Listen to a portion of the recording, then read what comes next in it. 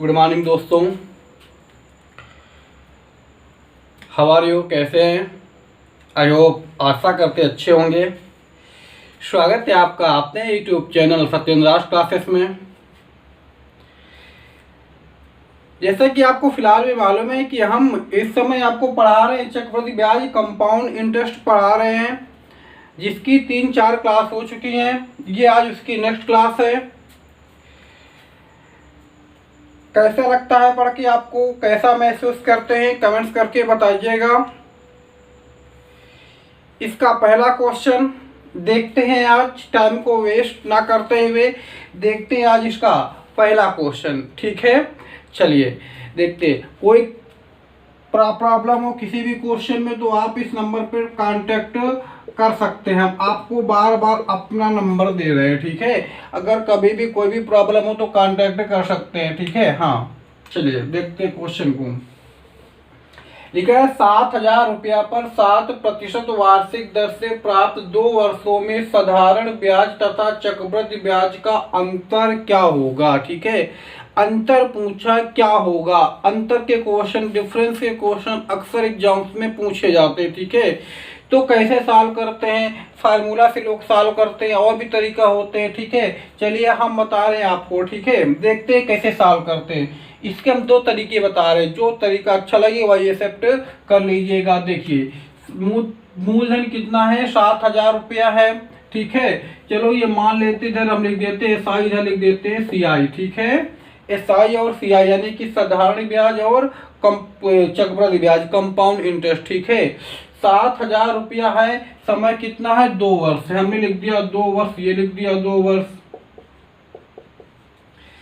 जब 7,000 का 7% निकालेंगे ना ब्याज में, ठीक है, तो 7,000 का 7% कितना होगा? 7,000 में परसेंट निकालने के लिए पहले 100 से भाग देते हैं, तो 100 से भाग दे दिया तो 2 जीरो कट जाएंगे, बचेगा 70 और 7 सतह 49, बचेगा 490। 490 हो गया 490। अब देखो 490 तो ये हो गया। अब जो जितना पहले वर्ष होगा साधारण ब्याज हर वर्ष उतना ही मिलता है, ठीक है। तो 490 ये भी होगा 490। अब ये चक्रवृद्धि ब्याज है, जितना पहले वर्ष साधारण ब्याज होता है उतना ही चक्रवृद्धि ब्याज होता है पहले वर्ष। तो 490 तो ये भी होगा। अब दूसरे वर्ष भी 490 होगा, लेकिन अब क्या होगा? अब इसका फिर ब्याज में ब्याज मिलता ना, जो पहले वर्ष ब्याज मिला था उसका ब्याज मिलेगा ना। तो 490 का 7% निकाल लेंगे तो क्या आएगा? 100 से भाग देंगे तो 1 जीरो तो कट जाएगा, अभी 10 बचेगा। तो 7 नहीं 63, 7 28, अच्छा 34। 10 से भाग देंगे तो यहाँ पर 0 आ जाएगा। अब देखो यहाँ पर ब्याज इतना, यहाँ पर ब्याज इतना है, तो ये जब अंतर निकालेंगे, घटाएंगे, माइनस करेंगे, ये कट जाएगा, ये कट जाएगा, इतना ही तो बचेगा। ये क्या निकल के आएगा? अंतर निकल के आएगा, ठीक है ना। हाँ, आई बात समझ में ना? कुछ नहीं करना है। चलिए इसका दूसरा तरीका देखते हैं। देखो ये क्या है? 7%, कुछ भी नहीं करना होता, कुछ भी, ठीक है। इसका वर्ग कर दो। 7 सतह कितना होता है? 49 होता है ना। 7 कितने का? 7%, 7 सतह 49। 49 का वर्ग कर दो। वर्ग करने के बाद अब देखो इतना क्या है बताओ, इतना क्या डिफरेंस है ना। अब इतना परसेंट निकाल लो, किसका?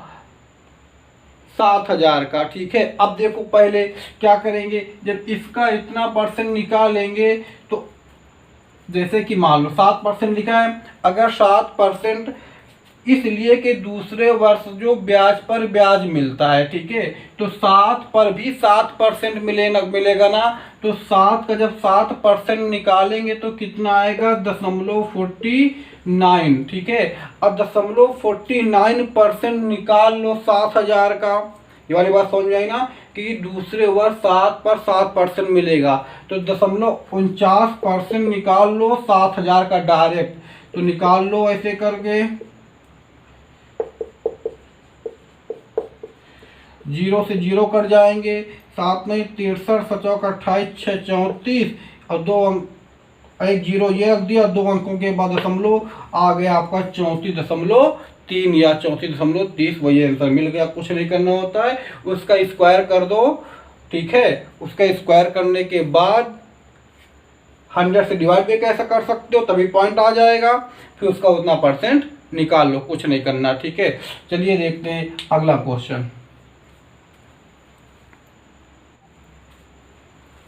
देखिए अगला क्वेश्चन क्या है, लिखा है एक राशि को चक्रवृद्धि ब्याज दर पर उधार दिया जाता है यदि पहले 2 वर्षों का ब्याज क्रमशः 450 तथा 477 रुपया है तो आपको बताना है मूलधन, ठीक है। अब देखो आपको मालूम है ये पहले वर्ष का है, ये दूसरे वर्ष का है, ठीक है। आपको मालूम है ना कि यहाँ पर ये लिखा पहले वर्ष, ये लिखा दूसरे वर्ष, और जो चक्रवृद्धि ब्याज होता है वो पहले वर्ष, ये लिख दिया, अभी दूसरे वर्ष हमने लिख दिया। पहले वर्ष का कितना है 450, अब मालूम है कि जितना पहले वर्ष मिलेगा उतना तो दूसरे वर्ष मिलेगा ही, 450 लिख दिए।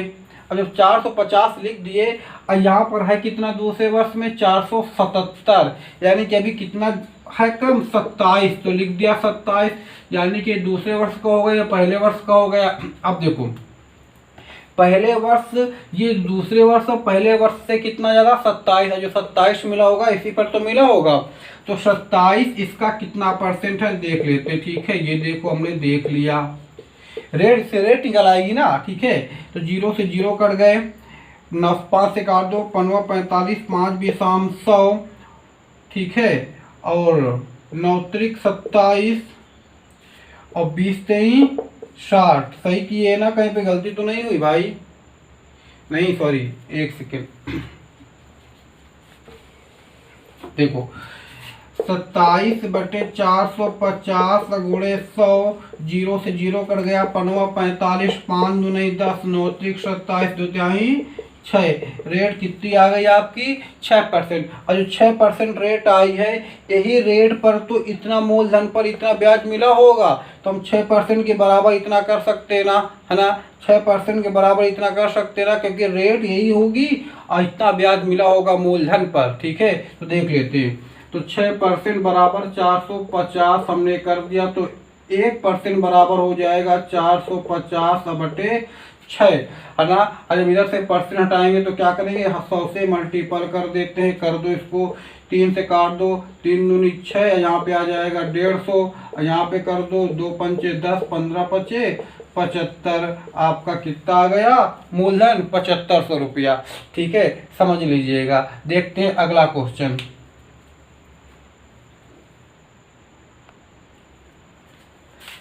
चलिए अगला क्वेश्चन देखते, लिखा क्या है, 4800 रुपया पर चक्रवृद्धि ब्याज दर से 4 वर्षों में 600 रुपया ब्याज प्राप्त होता है, वही मूल राशि 12 वर्षों में लगभग कितनी हो जाएगी।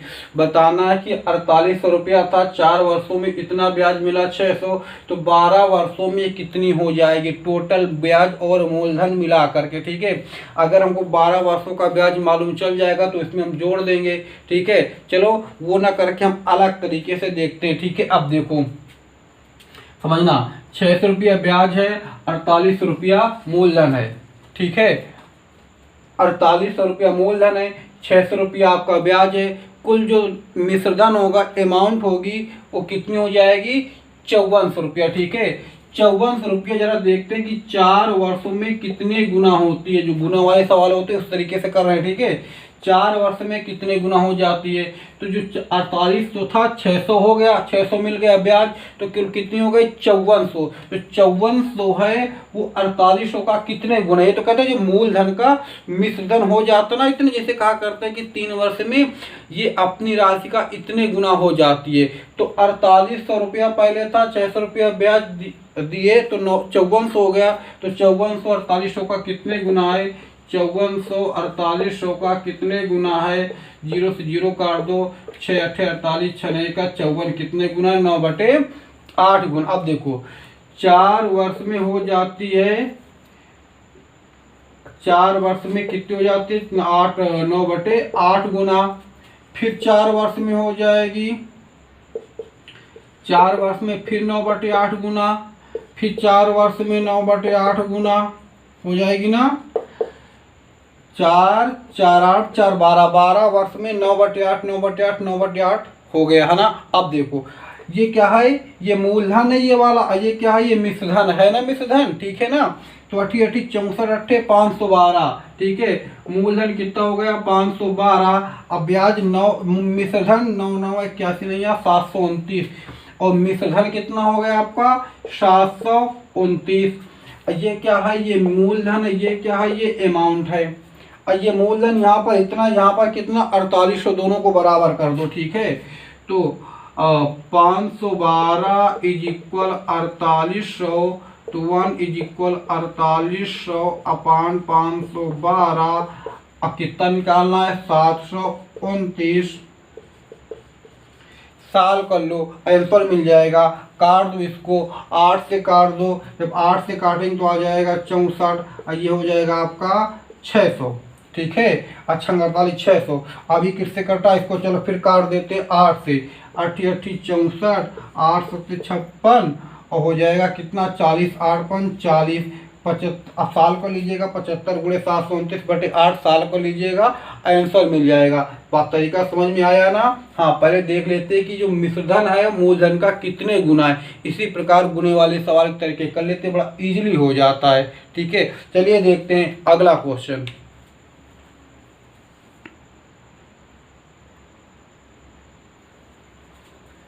चलिए अगला क्वेश्चन देखते हैं। लिखा है किसी राशि पर 10% वार्षिक दर से उधार देने पर तीसरे वर्ष का कंपाउंड इंटरेस्ट चक्रवृद्धि ब्याज 60.50 रुपया है, मूलधन क्या है। तीसरे वर्ष का दे दिया है, और ना पहले वर्ष का दिया ना दूसरे वर्ष का, आपको बताना है मूलधन क्या है, ठीक है। तो देखिए अब ये कितनी है 10%, हम इसको 10% है ये, ठीक है। ये 10% जो है हम इसको लिख सकते हैं 10/100, 10 से करने 10 10 दाम 100, 1/10, ठीक है। कितना होगा 1/10। अब देखो पिछली वीडियो में बता चुके हम किस प्रकार करते हैं। जब ये नीचे वाला क्या है मूलधन, ये क्या है ब्याज, देखते हैं समय कितना दिया है 3 वर्ष।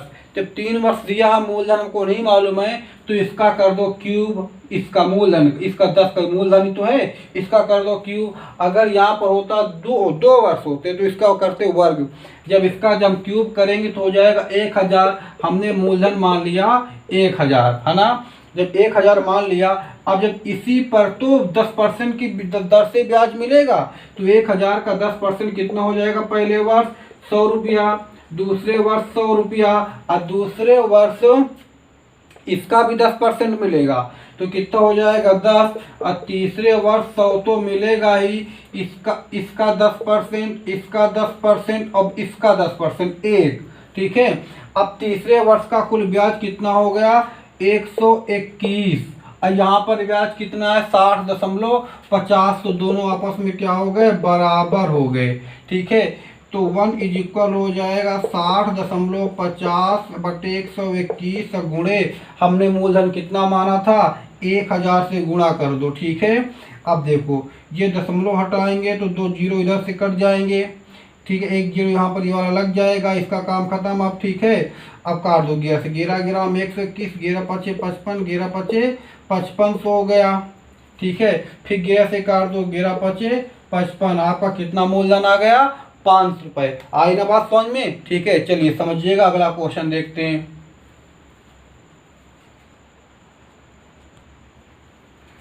चलिए देखते हैं अगला क्वेश्चन क्या लिखा है।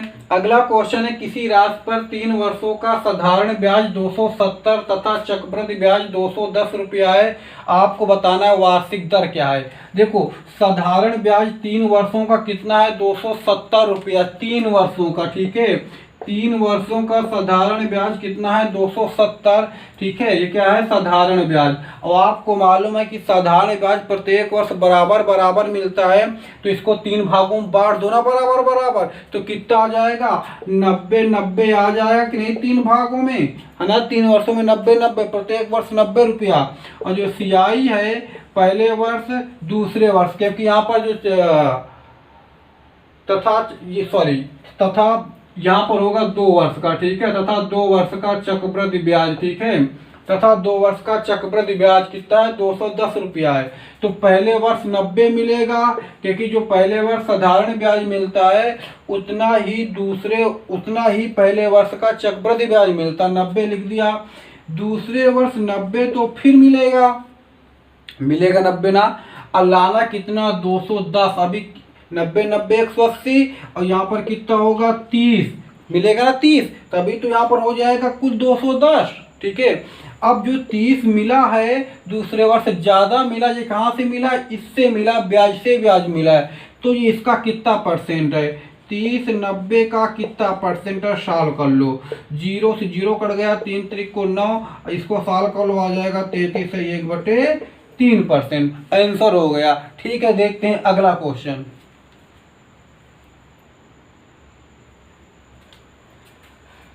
चलिए अगला क्वेश्चन देखते हैं। लिखा है किसी राशि को 6% वार्षिक चक्रवृद्धि ब्याज दर से उधार दिया जाता है। यदि रुपये का भुगतान 2809 की 2 बराबर वार्षिक किस्तों में हो तो मूलधन क्या होगा।